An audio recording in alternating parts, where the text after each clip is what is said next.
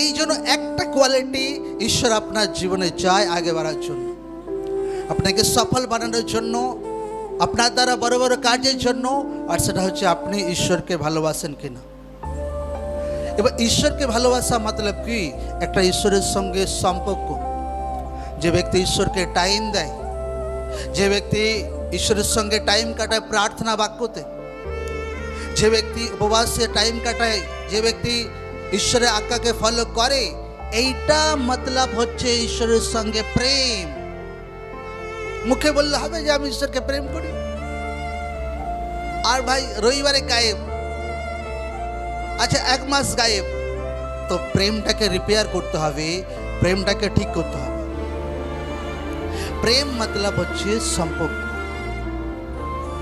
আপনার স্বামী যদি ভাই 2-4 দিন বাড়িতেই না আসে, আর বলে, আর ঘুরে এদিক ওদিক দুনিয়া ঘুরে, আর এসে বলে যে না আপনাকে ভালোবাসে, আপনি বিলিভ করবেন? কখনোই বিশ্বাস করবেন না। তো ঈশ্বর আপনাকে কখনোই বিশ্বাস করে না বিনা কর্মতে, যে আমার সঙ্গে এর সম্পর্ক কি।